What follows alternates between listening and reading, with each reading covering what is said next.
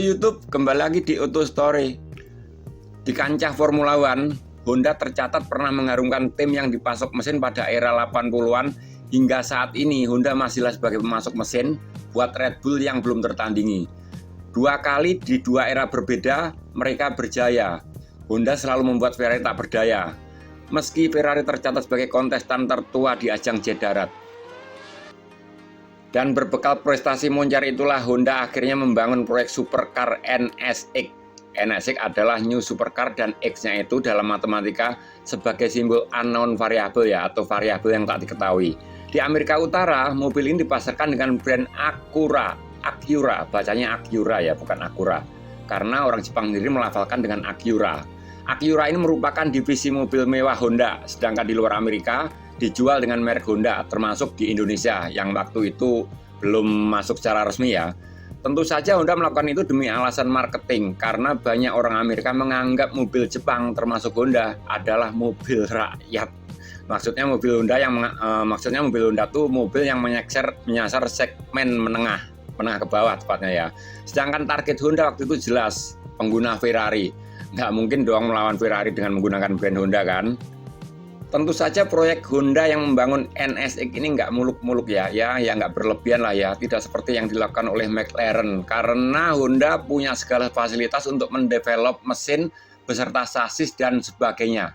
Bagaimanapun juga Honda adalah pabrikan mobil ya, jadi tidak kesulitan untuk urusan mesin dan lain sebagainya.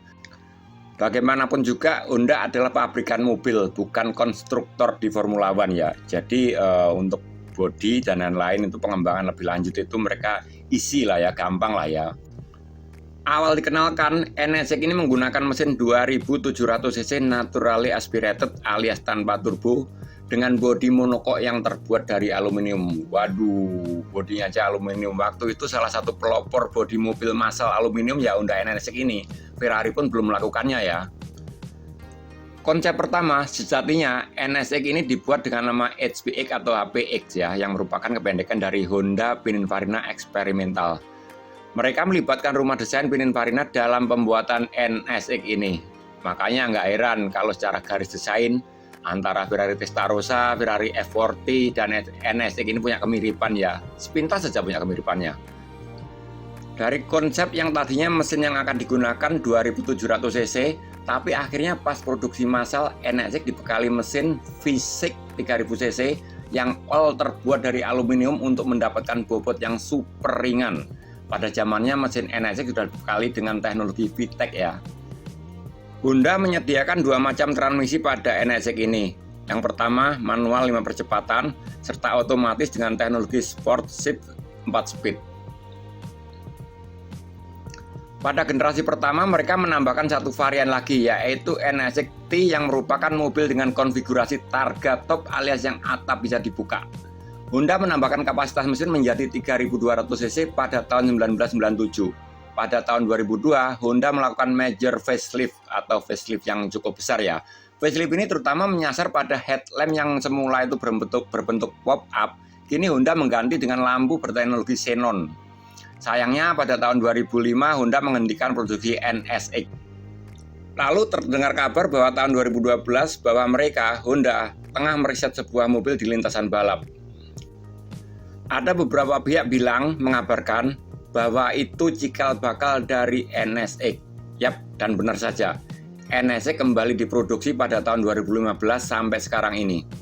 Oh ya, dalam pengembangan mobil ini dilakukan bersama Ayrton Senna pada bagian akhirnya ya. Jadi setelah mobil selesai diproduksi itu ada seorang test driver yang merupakan waktu itu juara Formula One ya Ayrton Senna itu. Yang saat itu berjaya bersama McLaren bermesin Honda. Semasa hidup, Senna memang punya kedekatan dengan Honda. Selain mesin, soal aerodinamika, NSX juga canggih di masanya. Kenapa saya bilang canggih? Kokpit terinspirasi oleh jet tempur F-16. Harusnya itu bisa jadi formula yang pas untuk bisa menghabisi Ferrari Testarossa. Oh ya, di Indonesia NSX generasi pertama hanya ada beberapa unit, sangat terbatas. Karena waktu itu belum masuk secara resmi dan hanya orang tertentu saja yang bisa mengimpor secara utuh ya. Versi terbarunya di Indonesia dijual oleh importir umum berdasarkan pesanan ya, dengan kisaran harga antara 6 sampai 7 miliar. Anda tertarik? Anda akan tampak sangat spesial dengan NSX. Cukup sekian ya video untuk kali ini. Lain kali kalau ada ide cerita pasti saya buat satu video. Atau teman-teman punya ide pengen dibuatin video kayak apa gitu, sejarah mobil atau sejarah motor, kalau saya tahu dan bisa melakukannya pasti saya buatin. Tambah di kolom komentar ya. Sampai jumpa.